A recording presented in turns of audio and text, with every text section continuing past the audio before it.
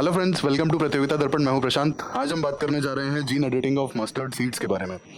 क्या ऐसी ज़रूरत पड़ी कि साइंटिस्ट को जीन एडिटिंग करनी पड़ी मस्टर्ड सीड्स की, और ऐसी क्या नीड थी बेसिकली, उसके बारे में हम बात करने जा रहे हैं। लेकिन यहाँ पर मैं आपको एक चीज़ बता दूं कि basically science and technology as well as paper 3 का काफ़ी इंपॉर्टेंट टॉपिक हो जाता है ये, क्योंकि इसमें जो हम डिटेल पढ़ने वाले हैं वो ऑलरेडी प्रीवियस ईयर्स में पूछा जा चुका है, स्पेसिफिकली पीटी और मेंस दोनों एग्जाम्स में। तो उस पॉइंट ऑफ व्यू से काफ़ी ज़्यादा इंपॉर्टेंट टॉपिक हो जाता है ये। फर्स्ट ऑफ ऑल हम देखते हैं इंडियन एक्सप्रेस का एक article, gene edited mustard less pungent more useful. अब आप आर्टिकल ही पढ़ लीजिए। बेसिकली ये आर्टिकल क्या कहना चाहता है, less pungent and more useful. इसका मतलब है कि ये दोनों ही चीजें हमारे लिए जरूरी हो जाती हैं, ठीक है। और यहाँ पे जो कीवर्ड है वो है जीन एडिटेड। तो बेसिकली हम जीन एडिटिंग के बारे में पढ़ेंगे। हम ये पढ़ेंगे कि मस्टर्ड सीड्स में बेसिकली जीन एडिटिंग की क्या जरूरत पड़ी और क्या इसकी नीड थी, क्या इसके कॉन्सिक्वेंसेस हैं, चाहे वो पॉजिटिव हों चाहे अदर हों। तो हमें सारी चीजें डिटेल में देखनी है। अब बेसिकली हाल ही में साइंटिस्ट ने मस्टर्ड सीड्स की जीन एडिटिंग की, और इस जीन एडिटिंग में बेसिकली Cas9 या फिर CRISPR का जो जीन एडिटिंग टूल है वो यूज किया गया। इसके बारे में भी हम डिटेल से पढ़ेंगे, बट हाल फिलहाल में हम न्यूज देख लेते हैं पहले कि CRISPR या फिर Cas9 यूज करके मस्टर्ड सीड्स की बेसिकली लो पंजेंट सीड्स बनाई गई, ठीक है। मतलब जो जीन एडिटिंग के बाद में जो सीड्स बनी बेसिकली वो लो पंजेंट थी, एज वेल एज उनका पेस्ट और डिजीज रेजिस्टेंट काफी अच्छा देखने को मिला, ठीक है। अब यहाँ पर एक खास बात यह है कि जीन एडिटिंग के बाद भी ये जो क्रॉप है ये बेसिकली ट्रांस जीन फ्री है, as well as non GM है, यानी कि जेनेटिकली मॉडिफाइड नहीं है। और जो ट्रांस जीन होती है ना, बेसिकली जो CRISPR टूल है इसमें एक जीन यूज की जाती है, ठीक है। तो वो जीन भी एक्चुअल में जो फाइनल आउटपुट था ना इस जीन एडिटिंग का, उसमें वो ट्रांस जीन भी नहीं मिली उन सीड्स में बेसिकली। तो ये हमने न्यूज को देखा कि साइंटिस्ट ने मस्टर्ड सीड्स की हाल फिलहाल में जीन एडिटिंग करके जो फाइनल सीड्स तैयार की हैं वो लेस पंजेंट है, एज वेल एज उसका जो पेस्ट रेजिस्टेंट है, पेस्ट रेजिस्टेंस भी पहले से ज्यादा है। अब यहाँ पर हम पहले बैकग्राउंड की बात कर लेते हैं कि बैकग्राउंड एक्चुअल में था क्या। तो आप जब भी मस्टर्ड ऑयल यानी कि सरसों का तेल जो है आप अगर अपनी डाइट में लेते होंगे तो आपको ये जरूर पता होगा कि एक पंजेंट सी स्मेल आती है और टेस्ट आता है मस्टर्ड ऑयल से। हल्का सा कड़वा सा, थोड़ा तेज, थोड़ा सा होता है ना, कि कहना चाहिए कि आप अगर मस्टर्ड ऑयल को सपोज सब्जी अगर उसमें बनाते हैं आप, और आप अगर कढ़ाई के पास में खड़े हैं तो आपको आंखों में लगने लगेगा, वो ऐसा लगेगा कि मिर्ची जैसा कुछ हल्का हल्का लग रहा है, जल रहा है। दैट्स व्हाट इज पंजेंट, ठीक है। तो ये जो चीज है ये एक्चुअल में इस जीन एडिटिंग के थ्रू थोड़ी सी कम की गई है, ठीक है। और ट्रेडिशनल मस्टर्ड सीड्स यानी कि जो इस एडिटिंग के पहले जो मस्टर्ड सीड्स थी उनमें पंजेंसी का रीजन क्या था, उनमें पंजेंसी का रीजन जो था वो था ग्लूकोसिनोलेट्स, ठीक है। ग्लूकोसिनोलेट्स बेसिकली कम से कम 120-130 पार्ट्स पर मिलियन यानी कि ppm तक पहुंच जाते थे, जिसकी वजह से ये जो पंजेंसी है ये हमें देखने को मिलती थी मस्टर्ड ऑयल में या फिर मस्टर्ड सीड्स के जो भी आउटपुट होते थे उसमें। अब ग्लूकोसिनोलेट्स होता क्या है बेसिकली, ये तो हमने जान लिया कि जो पंजेंसी है उसका रीजन है ये ग्लूकोसिनोलेट्स। ग्लूकोसिनोलेट्स बेसिकली सल्फर और नाइट्रोजन का एक कंपाउंड है, ठीक है। और इसी के वजह से, ग्लूकोसिनोलेट्स की वजह से मस्टर्ड ऑयल में जो पंजेंसी देखने को मिलती है उसका रीजन है ये ग्लूकोसिनोलेट्स, ठीक है। अब ग्लूकोसिनोलेट्स से पंजेंसी तो देखने को मिलती है, लेकिन ऐसा है ना कि इसके कुछ फायदे भी हैं। फायदे क्या हैं? बेसिकली ये एक नेचुरल डिफेंडर है, ठीक है। एक नेचुरल डिफेंडर है और pest attack as well as disease attack से प्लांट को प्रोटेक्ट करता है। लेकिन अभी हमने न्यूज में क्या देखा, न्यूज में तो हमने ये देखा है कि साइंटिस्ट ने पंजेंसी को कम किया और हमने पंजेंसी का रीजन जाना। अब पंजेंसी का रीजन हमने जाना तो इसका मतलब है कि साइंटिस्ट ने ग्लूकोसिनोलेट्स को थोड़ा सा कम किया, तो ये तो नुकसानदायक हो जाएगा ना। हम इसे डिटेल में आगे डिस्कस करेंगे। अब यहाँ पे एग्जांपल दिया जाता है कनोला सीड्स का, ठीक है, कि कनोला सीड्स में ग्लूकोसिनोलेट्स कम होते हैं कंपैरेटिवली, और यही कारण है कि कनोला ऑयल का और कनोला मील का जो टेस्ट है वो काफी यूनिक और काफी प्लेजेंट होता है। अब यहाँ पे मैं एक चीज आपको ऐड करना चाहूंगा कि ऑयल सीड्स जो हैं, ऑयल सीड्स बेसिकली जब इनसे ऑयल का एक्सट्रैक्शन हो जाता है ना, तो जो रिमेनिंग बचता है उसे हम लाइफ स्टॉक फीड के लिए यूज करते हैं। ठीक है, फीड फॉर लाइफ स्टॉक, मतलब जो भी हमारी कैटल्स होती हैं, हम उन्हें जो बचा हुआ मटेरियल होता है आफ्टर एक्सट्रैक्टिंग द ऑयल, वो हम उन्हें खिला देते हैं। अब यहाँ पर एक प्रॉब्लम पता है क्या है, अगर ग्लूकोसिनोलेट्स की जो क्वांटिटी है वो काफी ज्यादा हाई होगी ना, इस रिमेनिंग जो मैटर है जिसको हम अपने कैटल्स को फीड कर देते हैं, अगर ग्लूकोसिनोलेट्स इसमें बहुत ज्यादा हाई होगा तो हमारे कैटल्स को कुछ इश्यूज फेस करने पड़ सकते हैं, जैसे कि क्वाइटर, ठीक है, या फिर इंटरनल ऑर्गन्स के कुछ इश्यूज हैं, स्वेलिंग है, वो सब फेस करनी पड़ सकती है। तो ये भी एक इशू रहता है। बट अब हम इस चैलेंज के बावजूद भी क्यों ये कंसिडर करते हैं कि ऑयल सीड्स का जो ऑयल सीड्स से ऑयल एक्सट्रैक्ट करने के बाद जो रिमेनिंग मैटर बचेगा वो हम अपने लाइफ स्टॉक को देंगे। इसका रीजन बता दूं मैं आपको, ये जो फीड होता है ना, मतलब जो रिमेनिंग बेसिकली मैटर होता है, ये रिमेनिंग मैटर एक्चुअल में प्रोटीन का यहाँ पे जो कंटेंट होता है ना, प्रोटीन का कंटेंट काफी ज्यादा हाई होता है। दिस इज द रीजन कि हम इस रिमेनिंग मैटर को बेसिकली एनिमल फीड के लिए यूज करते हैं, क्योंकि यहाँ पर प्रोटीन का कंटेंट हाई है। लेकिन साथ के साथ ये वाला चैलेंज भी है, अगर ग्लूकोसिनोलेट्स ज्यादा हो सकते हैं या फिर होंगे तो एनिमल्स को कुछ इंटरनल ऑर्गन्स के इश्यूज और गॉइटर जैसी प्रॉब्लम्स फेस करनी पड़ सकती हैं। तो जरूरी है कि हमारी ऑयल सीड्स में ग्लूकोसिनोलेट्स कम ही हो तो बेहतर है, क्योंकि यहाँ पर प्रोटीन कंटेंट तो काफी हाई है ना, और हम ऐसे तो वेस्ट से नहीं कर सकते एक्सट्रैक्ट को, क्योंकि एनिमल्स के लिए एक बहुत अच्छा फीड हो जाता है ये, ठीक है, उनकी प्रोडक्टिविटी बढ़ जाएगी इससे। तो इसीलिए जरूरी हो गया था कि पंजेंसी को भी कम किया जाए, एज वेल एज मस्टर्ड का इंडिया में जितना प्रोडक्शन है, तो अगर प्रोडक्शन ज्यादा है तो बेसिकली जो मैटर बचेगा ऑयल सीड से ऑयल एक्सट्रैक्ट करने के बाद वो भी ज्यादा होगा, और अगर वो ज्यादा होगा तो हम उसे ज्यादा से ज्यादा लाइफ स्टॉक फीड के लिए यूज कर सकते हैं ना। लेकिन यहाँ पे चैलेंज तो ये है, और अगर चैलेंज ये है तो हमें इसे एड्रेस करना जरूरी है, क्योंकि पंजेंसी भी कम हो जाएगी और एनिमल फीड की हमारी जो लाइक रिक्वायरमेंट है वो भी थोड़ी सी पूरी हो जाएगी, है ना। तो यहाँ पे ये दो एक्चुअल में बेनिफिट्स मिल रहे थे, इसीलिए साइंटिस्ट ने जीन एडिटिंग के बारे में सोचा।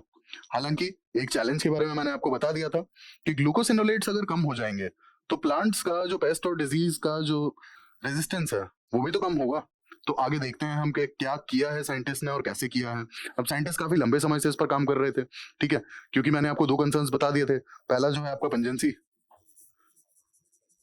और दूसरा आपका एनिमल या फिर लाइफ स्टॉक फीड के लिए जो रिमेनिंग मैटर है after extracting the oil from oil seeds. तो ये दोनों चैलेंजेस यहाँ पर काफी बड़े थे, और इसीलिए मस्टर्ड सीड्स पर काम चल रहा था कि उनके ग्लूकोसिनोलेट्स को कम किया जा सके, जिससे कि उनका taste as well as smell में से पंजेंसी हटाई जा सके, ठीक है। साथ के साथ लाइफ स्टॉक फीड, अगर as a life stock feed हमें मस्टर्ड सीड का जो रिमेनिंग मैटर है वो यूज करना पड़ता है, तो हमारे एनिमल्स को किसी तरह की प्रॉब्लम फेस ना करनी पड़े। तो साइंटिस्ट को एक तरीका सूझा यहाँ पे कि हम जीन एडिटिंग कर सकते हैं, ठीक है। अब जीन एडिटिंग बेसिकली जो आपका डीएनए होता है ना, डीएनए कुछ इस तरीके का स्ट्रक्चर होता है। तो आपका जीन एडिटिंग में क्या होता है कि डीएनए को प्रिसाइजली एडिट किया जाता है, मतलब कि अगर आपको डीएनए में कोई इशू दिखता है यहाँ पर, तो आप पर्टिकुलरली इस चीज को हटा देंगे, ठीक है, इस चीज को हटा देंगे। और ये काम जो आप करते हैं ये करते हैं Cas9 या फिर CRISPR टूल को यूज करके। अब साइंटिस्ट ने क्या किया मस्टर्ड के केस में कि ग्लूकोसिनोलेट्स को कम करने के लिए ग्लूकोसिनोलेट ट्रांसपोर्टर जीन्स बेसिकली इन्हें कम कर दिया और इन्हें हटा दिया, ठीक है। अब यहां पर जो टूल यूज हुआ था ये हुआ था Cas9 या फिर CRISPR, और GTR जीन्स जो हैं इन्हें मॉडिफाई किया गया लगभग वरुणा कैटेगरी को, मतलब वरुणा नाम की एक वैरायटी है बेसिकली आपकी मस्टर्ड की, तो इस वैरायटी पर काम किया गया था जीन एडिटिंग का, और इस वैरायटी में लगभग 12 GTR जीन्स थी, ठीक है, GTR यानी कि ग्लूकोसिनोलेट ट्रांसपोर्टर जीन। अब GTR जीन्स जो 12 थी ना वरुणा की बेसिकली वैरायटी में, वरुणा वैरायटी में आई मीन, उसमें से 10 को मॉडिफाई किया गया, ठीक है।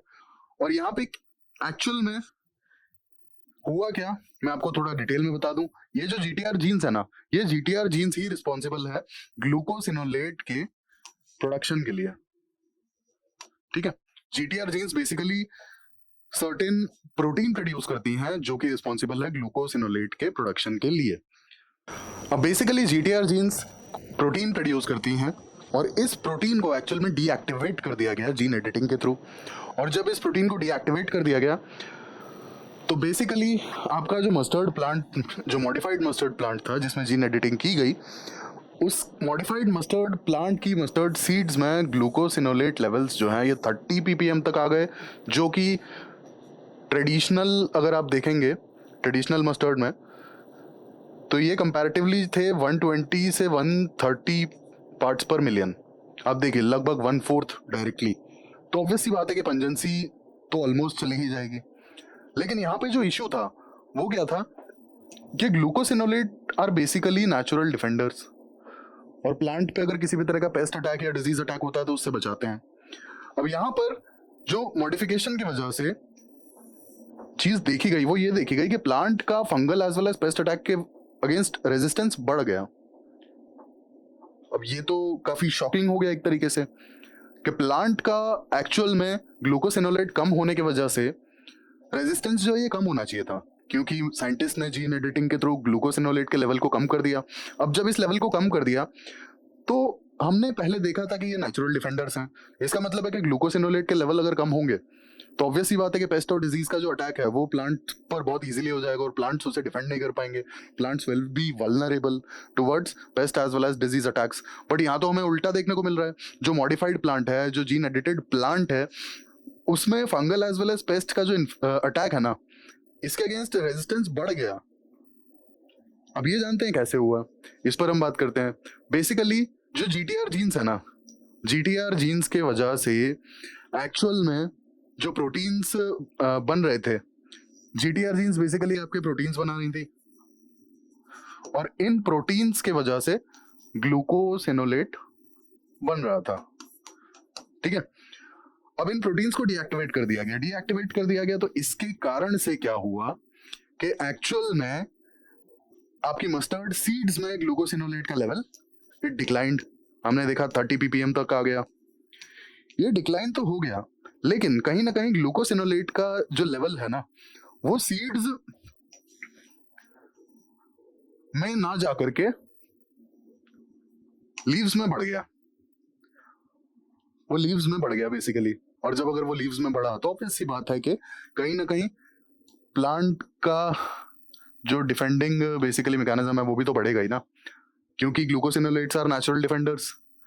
तो इसीलिए प्लांट का जो रेजिस्टेंस है पेस्ट अटैक्स के अगेंस्ट वो बढ़ गया। रीजन बीइंग लीव्स में ग्लूकोसिनोलेट के लेवल्स बढ़ गए, हालांकि मस्टर्ड सीड्स में ग्लूकोसिनोलेट के लेवल्स डिक्लाइंड, वो कम हो गए। तो बेसिकली हमने ये जीन एडिटिंग के बारे में बात की, मस्टर्ड सीड्स के बारे में। अब यहाँ पर एक सवाल आना चाहिए। हमने न्यूज में देखा था कि ये जेनेटिकली मॉडिफाइड नहीं है। ये जो मस्टर्ड का प्लांट है मॉडिफाइड प्लांट है, ठीक है, ये जेनेटिकली मॉडिफाइड नहीं है। तो हमें यहाँ पे जीन एडिटेड और जेनेटिकली मॉडिफाइड का डिफरेंस पता होना चाहिए। ठीक है, अब बेसिकली यहाँ पर जीनोम एडिटिंग हुई है। ठीक है, जीनोम एडिटिंग बेसिकली जो भी एग्जिस्टिंग जीनोम है उसे एडिट किया गया है, उसके साथ में कुछ चेंजेस किए गए हैं। और ये किए जाते हैं चेंजेस CRISPR या फिर Cas9 एंजाइम यूज करके। ये जो टूल है ये Cas9 नाम का एंजाइम यूज करता है, और ये एंजाइम बेसिकली आपका आरएनए के थ्रू बहुत ही प्रिसाइज चेंजेस करता है जीन में। ठीक है, precise changes in gene, basically इसे जीन सीजर भी कहते हैं। ठीक है, काफी प्रिसाइजली बस उसी पोर्शन को हटाता है जो हमें हटाना होता है। अब दूसरी तरफ आता है आपका genetically modified. Genetically modified plant क्या होते हैं? बेसिकली जेनेटिकली मॉडिफाइड प्लांट जैसे आपने बीटी ब्रिंजल सुना होगा या बीटी कॉटन सुना होगा। ठीक है, तो बेसिकली यहाँ पे जो ये बीटी है ना, बीटी एक्चुअल में एक एक्सटर्नल मटेरियल है। ठीक है, एक एक्सटर्नल मतलब एक जेनेटिक मटेरियल है जो कि अदर ऑर्गेनिज्म से डिराइव किया गया है। वहीं जीन एडिटिंग में क्या होता है? जीन एडिटिंग में आपका जो एग्जिस्टिंग मटेरियल होता है ना, एग्जिस्टिंग मटेरियल में ही चेंजेस किए जाते हैं, और जेनेटिक मॉडिफिकेशन में अदर ऑर्गेनिज्म से मटेरियल्स डिराइव करके और उन्हें ऐड किया जाता है। बस यही डिफरेंस है। एग्जांपल के लिए आप ऐसे समझिए कि आपके पास में कुछ सामान है, आपने सारा इम्प्रोवाइजेशन करके और उसी से एक नया सामान तैयार कर दिया, तो वो तो आपका हो गया जीनोम एडिटिंग। आपके पास में कुछ सामान है लेकिन आपको बाहर से मार्केट से कुछ सामान खरीद के और उसमें ऐड करना पड़ा अलग से, तो ये बेसिकली हो गया आपका जेनेटिक मॉडिफिकेशन। बस यही डिफरेंस है। जेनेटिक मॉडिफिकेशन में एक्सटर्नल या फिर like materials derived from other organisms are used, but this is not the case in genetic editing और जीनोम एडिटिंग।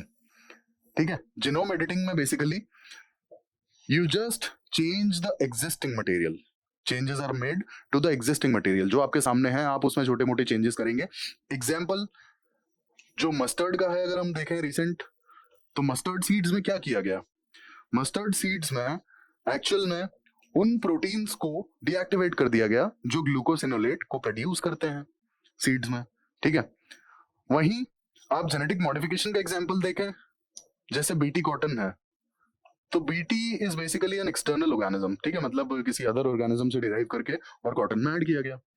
तो ये हमने दोनों रेलेवेंट एग्जांपल भी समझ लिए कि जेनेटिक मॉडिफिकेशन और जीनोम एडिटिंग में डिफरेंस क्या है। अब यहाँ पर एक्चुअल में एक चीज और है, जीन एडिटिंग की वजह से एग्जिस्टिंग जेनेटिक मटेरियल को हम चेंज करते हैं रिजल्ट्स के लिए, और रेगुलेटरी सिस्टम में यहाँ पर काफी ज्यादा डिफरेंस है।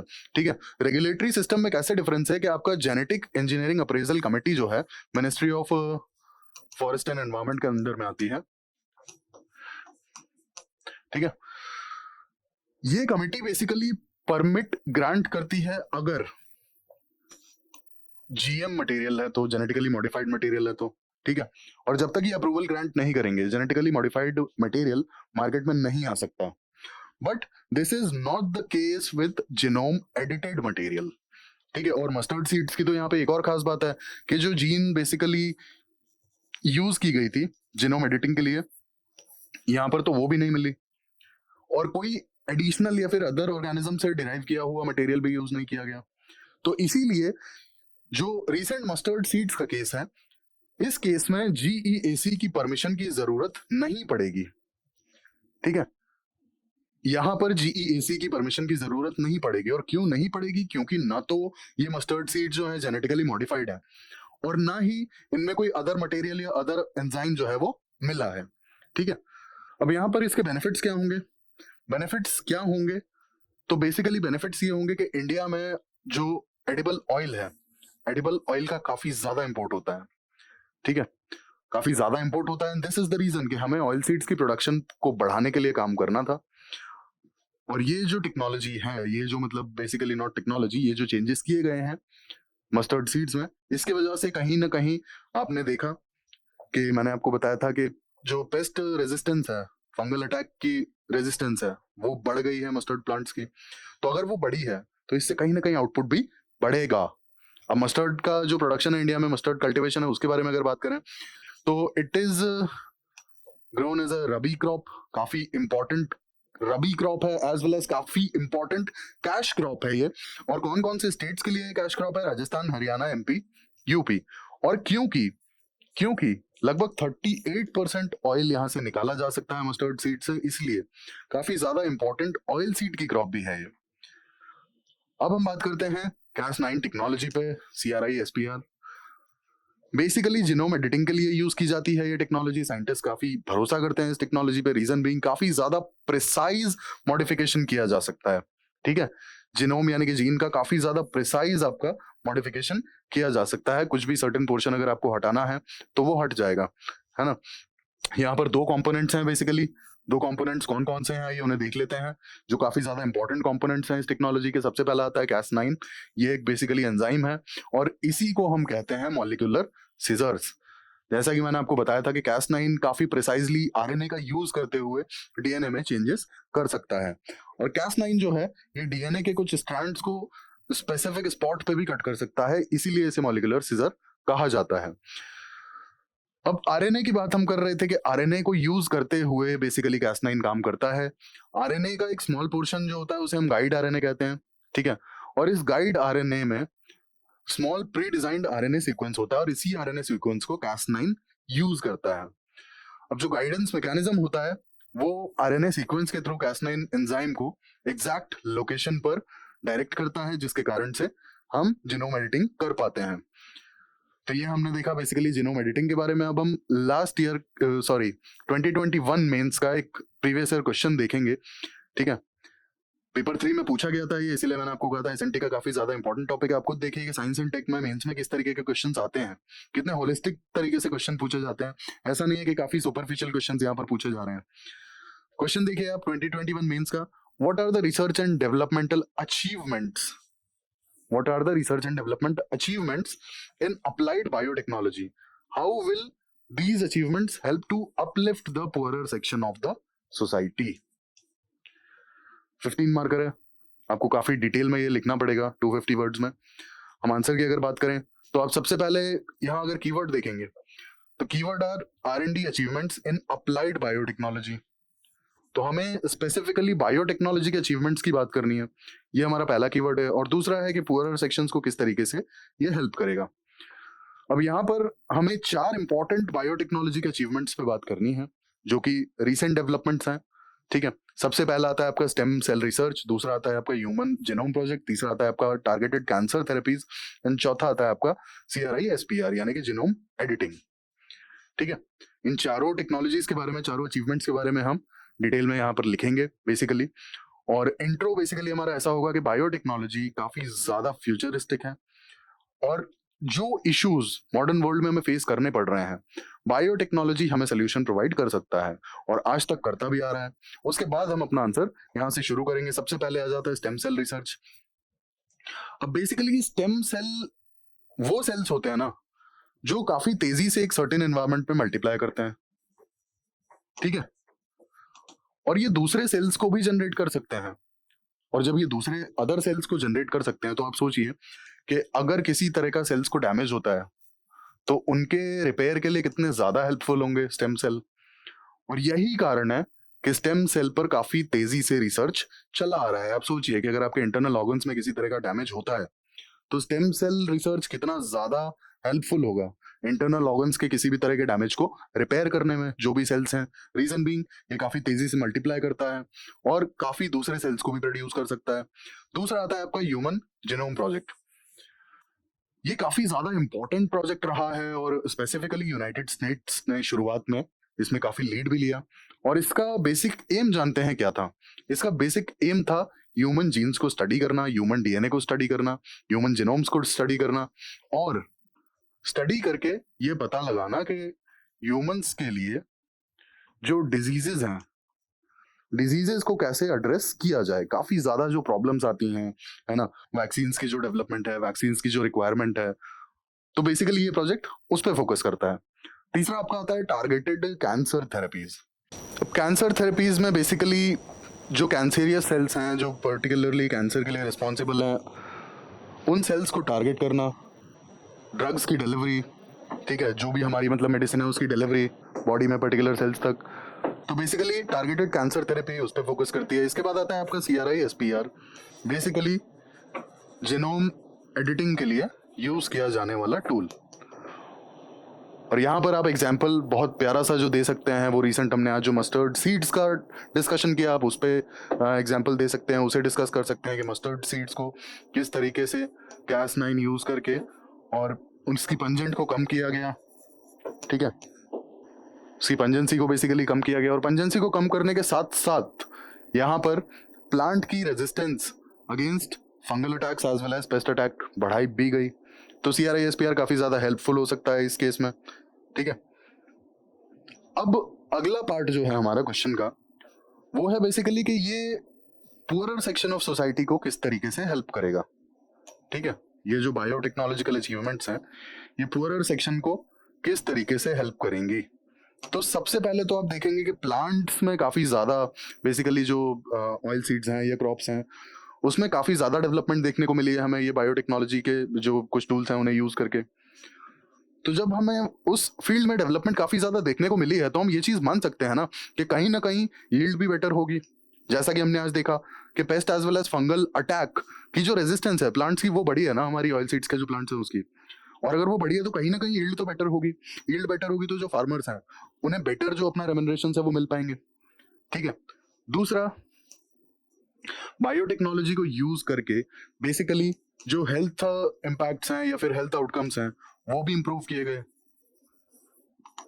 ठीक है, ड्रग डिलीवरी हो गया आपका, इसके बाद आपका जो है ना ओवरऑल डिजीजेस, वैक्सीन, इन सब पे भी जो काम हुआ है तो बायोटेक्नोलॉजी को यूज करके ही हुआ है। तो कहीं ना कहीं हेल्थ आउटकम्स आपके बड़े हैं, एक हेल्दी लाइफ प्रोवाइड की गई है बायोटेक्नोलॉजी के चलते। ठीक है, काफी सारे इनकम के सोर्सेज बढ़े हैं पुअर पीपल के, रीजन बीइंग फूड्स की जो शेल्फ लाइफ है, शेल्फ लाइफ बढ़ी, जिसके कारण से लोगों के पास इनकम के सोर्सेज बढ़े या फिर अपॉर्चुनिटीज़ बढ़ी। इसके अलावा डेथ रेट्स को मिनिमाइज किया गया। तो ये सारे जो बेनिफिट्स हैं, ये सारे बेनिफिट्स आपके बायोटेक्नोलॉजी के चलते हमें देखने को मिल रहे हैं, and it will for sure benefit poorer section of the society also. तो ये रही हमारी आज पूरी discussion. It was about biotechnology. जो रीसेंट डेवलपमेंट थी हमने डिस्कस की रिगार्डिंग द मस्टर्ड सीड्स। काफ़ी इंटरेस्टिंग टॉपिक था। एक प्रीवियस ईयर क्वेश्चन डिस्कस किया 2021 मेंस का। और अगर आप देखेंगे तो एसएनटी के केस में काफ़ी ज़्यादा इंपॉर्टेंट टॉपिक है ये। साइंस एंड टेक्नोलॉजी या फिर बायोटेक्नोलॉजी में इस तरीके के टॉपिक्स पूछे जाते रहे हैं, चाहे पीटी हो चाहे मेंस हो। और ऐसा जनरली देखा गया है कि बायोटेक्नोलॉजी काफ़ी इंपॉर्टेंट टॉपिक इसीलिए भी है क्योंकि ये काफ़ी फ्यूचरिस्टिक है बेसिकली। ठीक है, काफ़ी सारी फील्ड्स में तो रिसर्च चल रही है और काफ़ी सारे फील्ड में भी रिसर्च होना बाकी है। काफ़ी सारे फील्ड्स में बहुत अच्छी रिसर्च आई भी है बायोटेक्नोलॉजी में, तो काफ़ी फ्यूचरिस्टिक है। इसके चलते भी काफ़ी क्वेश्चंस इसमें पूछे जाते हैं। तो ये हमारी आज की डिस्कशन यहीं पर फिनिश होती है। ऐसे इन्फॉर्मेटिव टॉपिक्स के लिए हमारे साथ प्लीज़ जुड़े रहिए। जुड़े रहने के लिए प्लीज़ सब्सक्राइब करें, लाइक करें, शेयर करें। Thank you, thanks for your time.